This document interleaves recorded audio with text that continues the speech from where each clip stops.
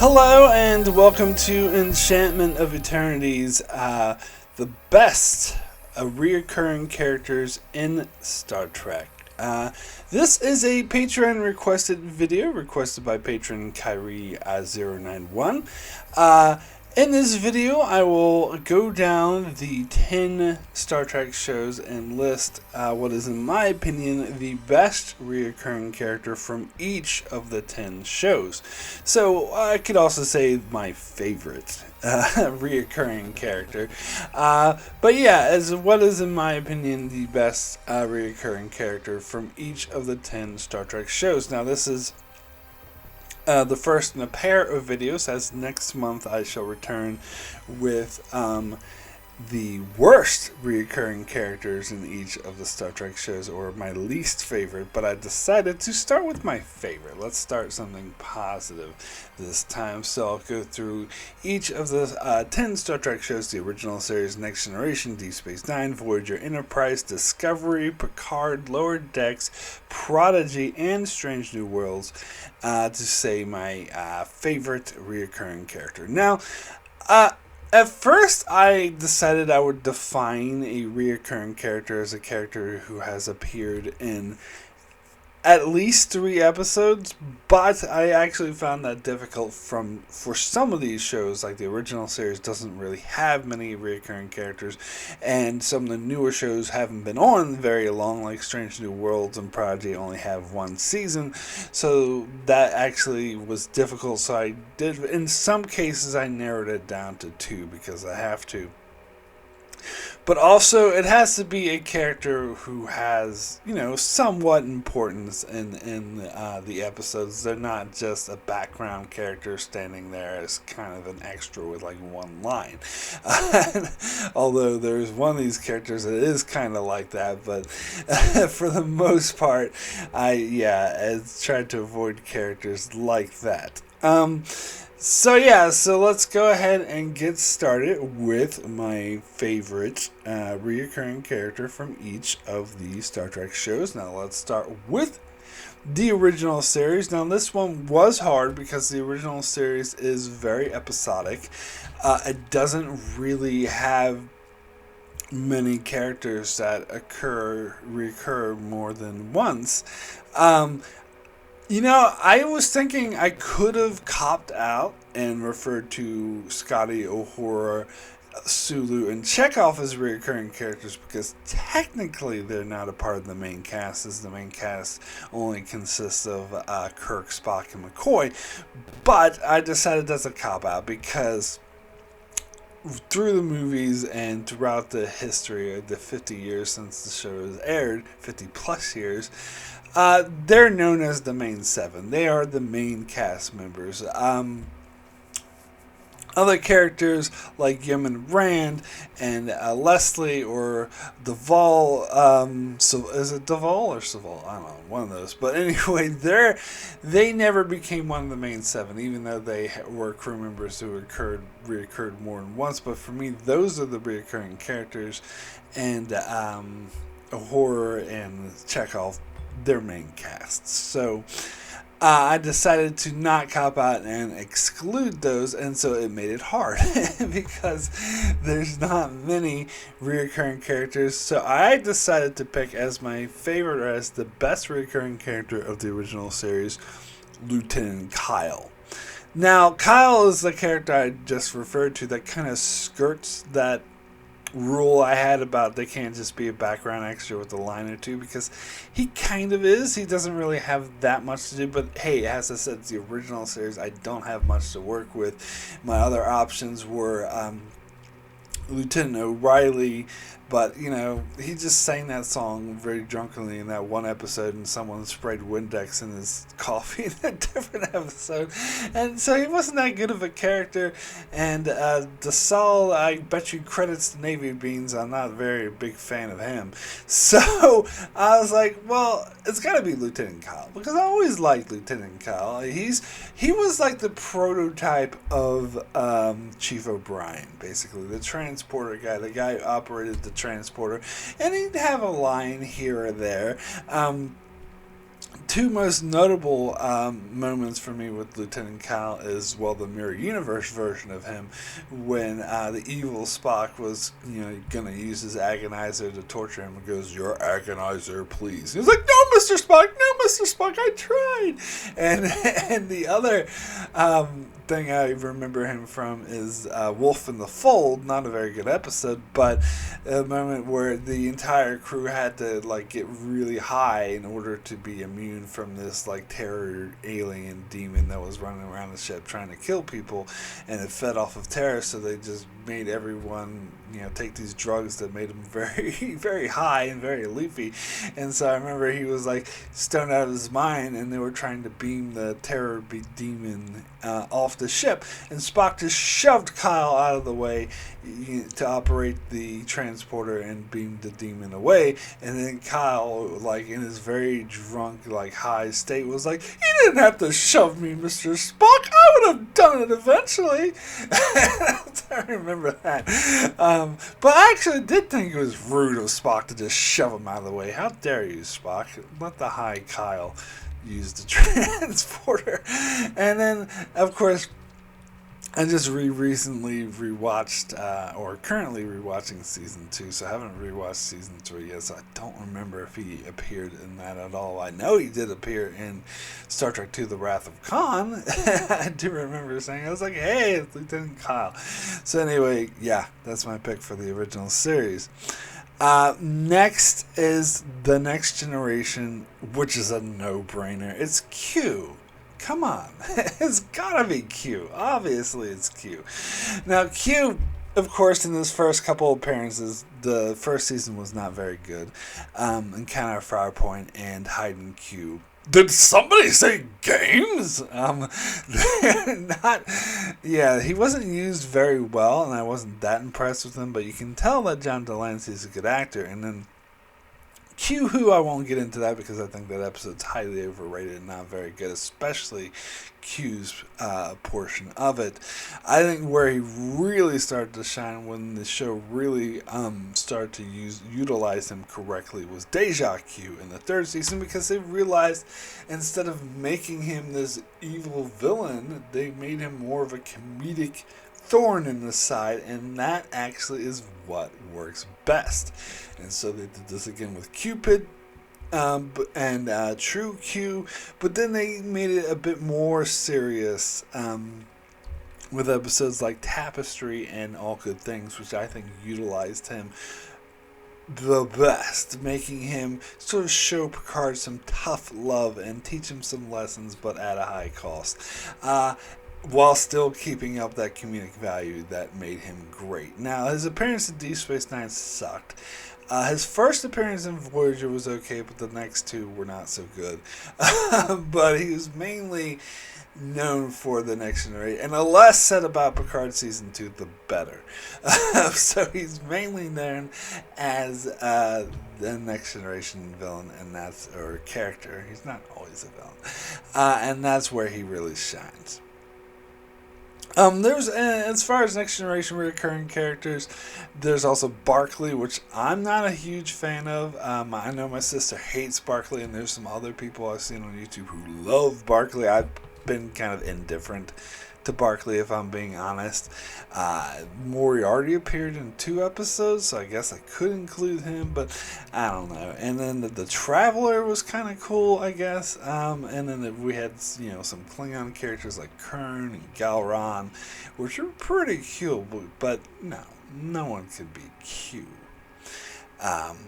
Anyway, we'll move over to Deep Space Nine. Now, Deep Space Nine, here's the thing, if I had done this video as a top 10 best recurring characters of Star Trek rather than picking one from each show, that list would have been dominated by Deep Space Nine. Deep Space Nine has so many good recurring characters. It was hard to pick just one. Well, not really hard, because it's kind of a no-brainer who the best is. It's Garrick. Obviously, Garrick is probably the best character, one of the best characters in the entire franchise. He's easily the best recurring character in the entire franchise. So that it was a no-brainer to pick Garrick. But there's so many other great recurring characters that had this been a top 10 list, like Deep Space Nine almost would have taken up the whole list. Like, in fact, I think maybe I'm going to have to do sometime further down the line a top 10 best recurring characters of Deep Space Nine, because there's so many good ones. There's from Dukat, easily the best villain in Star Trek. Weyoun, the second best villain in Star Trek. And then you have even the founder leader, the female changeling, was a great villain as well.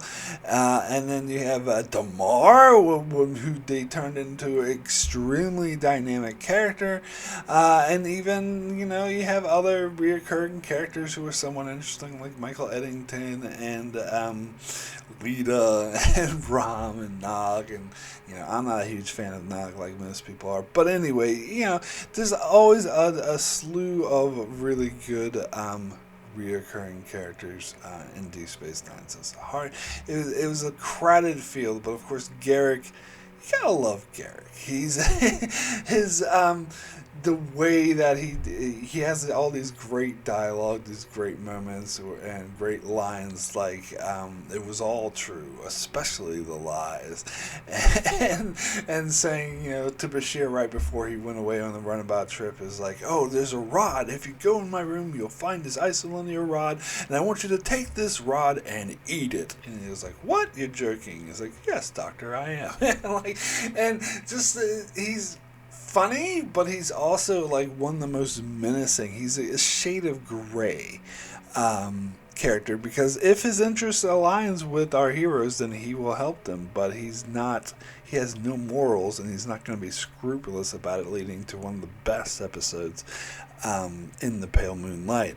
So he was one of the most interesting characters. He brings such a great dynamic. One of the main reasons why I love Deep Space Nine so much. So yeah, have to go with Garrick. So for Voyager, my pick is going to be Seska, who I think is easily the best villain of Voyager and one of the best villains of Star Trek. Season 2 of Voyager, I think, gets way more hate than it deserves. I actually think it's one of the better seasons of Voyager, and I will stand by that to my grave. And I think Seska is a great villain in that season, and I really wish that they hadn't killed her off in season 3. I think that's one of the reasons why I hate season 3. I think the writers had no idea what they were doing. Like, they didn't even tell the actress they were killing the character off until they were filming the scene, which is pretty fucked up. And I still say to this day that they should have ditched the Kazon, of course, because we were sick of them.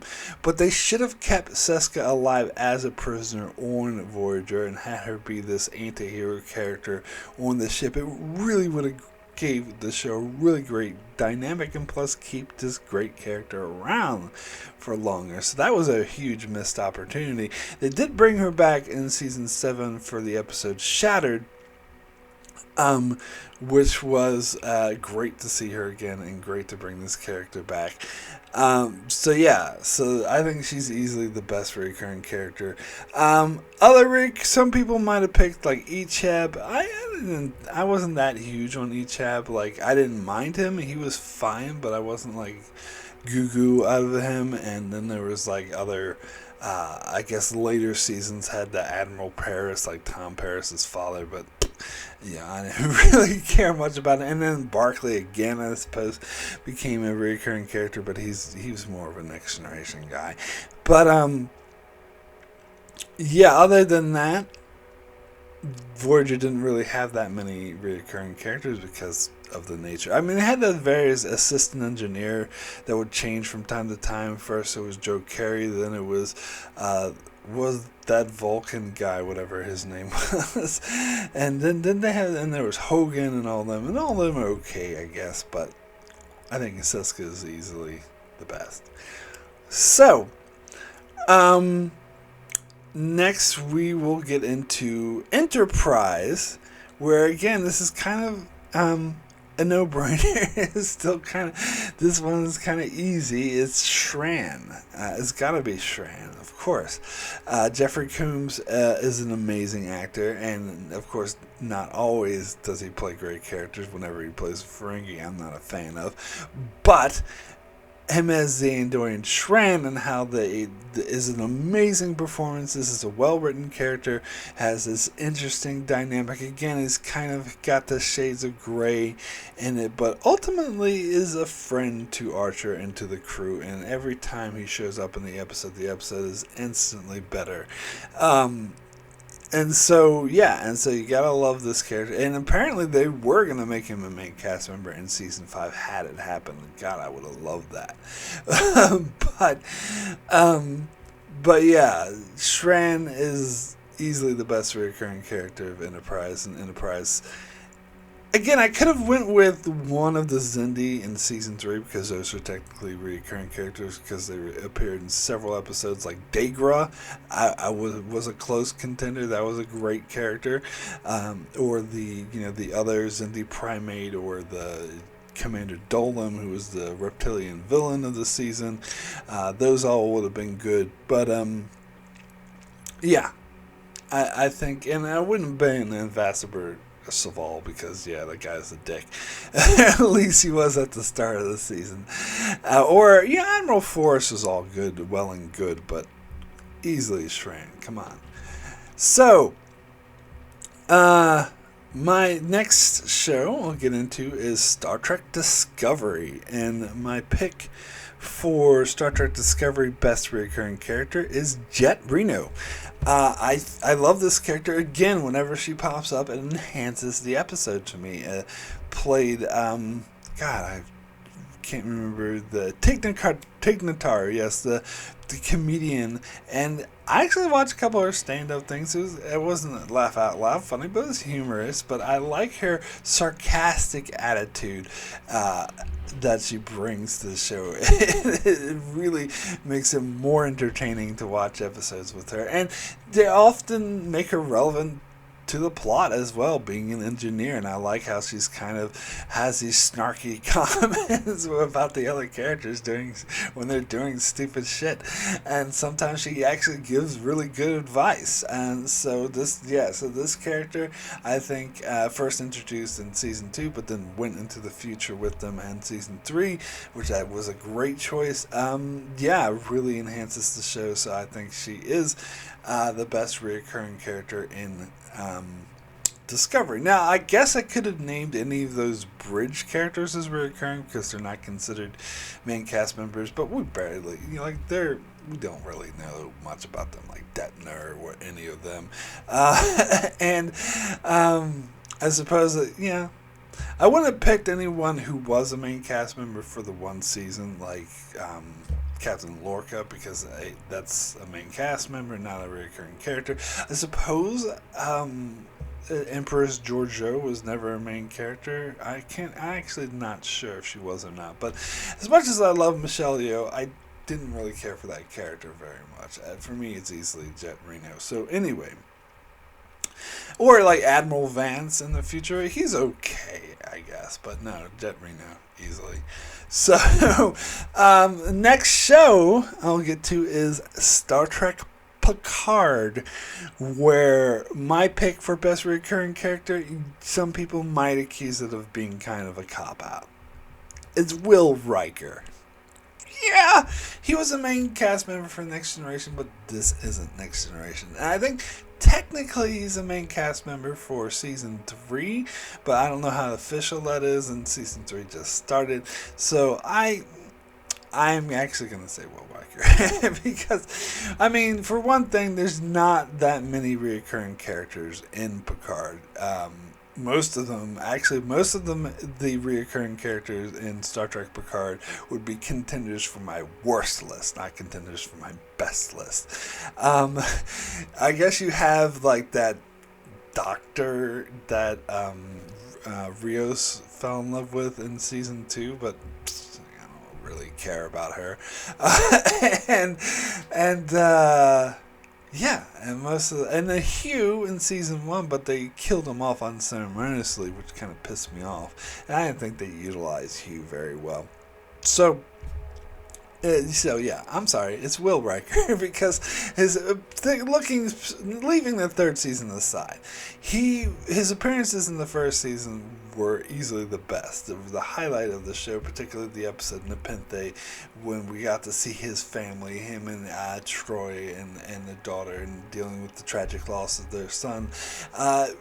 Really enhanced the show, and even when he popped back in the season 1 finale to kick some Romulan ass, it was great to see him. So yeah, I'm sorry, I'm gonna say Will Riker.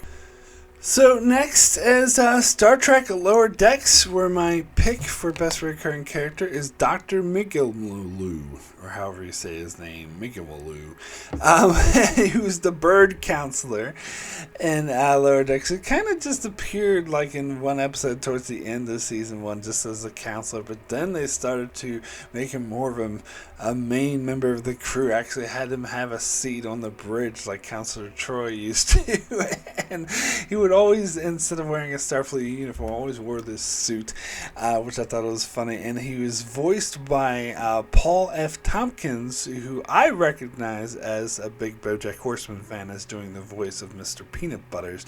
In fact, for a long time, it was hard for me to hear this character talk and not think of Mr. Peanut Butters. But eventually, I got around to it because they showed this character, featured this character enough, and gave this character enough sort of details, and he's always funny. He always brings a great humor to the show, such as when he was actually given command when the first officer and captain went down to a planet. It's like, really? I'm giving command? And he had to just call his mother and tell her all about it. Oh, God, yeah. And just the way he's, like, really silly.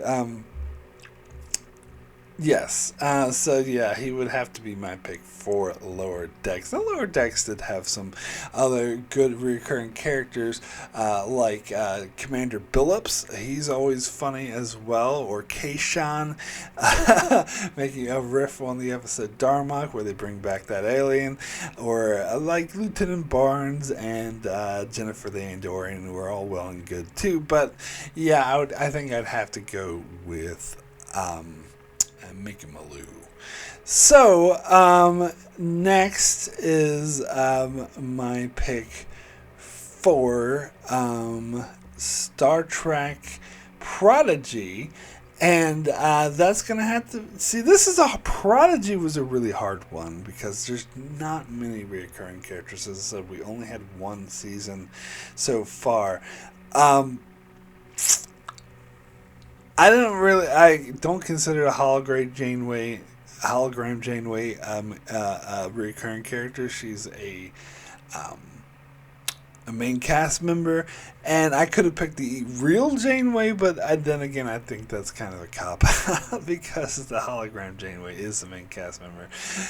So I'm not going to do that again like I did with Picard. So I'm going with Dr. Nam, or however you pronounce his name. I'm not even sure. He's the Tellarite doctor who appeared in the second half of Prodigy as a member of Admiral Janeway's crew, who is apparently voiced by Jason Alexander. Now, the only reason I know this is Jason Alexander is because I've been told this, in contrast to, Dr. Migaloo and being voiced by Mr. Peanut Butters, that I recognized that right away and couldn't get out of my head. Where here, I wouldn't have known this was Jason Alexander because he didn't go around going, Jerry! And I actually think he does a good job of voicing this Tellarite. But it's kind of a cool concept because Tellarite is a staple of Star Trek that's been around for a while. Yet we never really had a main cast member or important recurring member. Now, one of the main cast members of Prodigy is the Tellarite, but I feel like this character is represents more of what we feel like when we think of Tellarites. It's more true to previous incarnations of Trek, and I just love how, he's a grumpy doctor that always has this, grumpy comments, and it's like, oh, really, you're gonna do that? which I think is kind of cool. So I think he has to be my pick for Prodigy. Now, finally, we come to Strange New Worlds, where, again, Strange New Worlds has only had 10 episodes so far, so there's not much to pick yet. I mean, there's some characters who only appear in one episode who maybe will become recurring characters in later seasons. So at this point in stage, it's hard to pick a recurring. There's not very many to choose from. So I'm going to say T'Pring. Because, even though this completely defies canon, as I covered when I covered the episode Amok Time, because Spock never really had a relationship with T'Pring before, according to Amok Time. But hey, Strange New Worlds wants to retcon, and it works for the show, and she's an interesting character, and I like the dynamic she brings with Spock. I think the actress who portrays her does a good job, so hey, I'm on board with this. I think she's a good character, so she is my pick for Strange New Worlds. So, that is it. I have now gone through the 10 Star Trek shows, picking my favorite recurring character from each of the Star Trek shows. So thanks so much for watching this, and thank you to Kyrie091 for requesting this video. And of course, huge shout out to all of those that do support me on Patreon. Really helps the channel, helps me do the channel, and of course it's very much appreciated. We have Patreon supporters, Kyrie091, Ricky Metajester, Joel Viles, Brian A., Alessandro Miguelcio, Norman Buckwald, Stephen Kennedy, Britton Berg, Allison Fordyce, and Brandon Neal House. Thank you all so very much for your support. And if you would like to support me on Patreon, there's a link in the description below. Just $1 a month will get you access to my Patreon-only videos, as well as upcoming schedule of the videos I shall be doing. $5 or more will give you access to pre-releases, where I release all the videos I will do 2 weeks in advance, and $10 or more you can request videos like this one for me to do, and I will do it. But any support is very much appreciated. But even, of course, if you can't support me on Patreon, just by subscribing and leaving a like is also extremely appreciated, and I thank everyone for checking this video out. And if you did enjoy, be sure to check out the rest of my channel, as I do many more Star Trek videos and videos on many other shows as well. So be sure to subscribe so you can keep up with all of that. And thanks a lot for watching.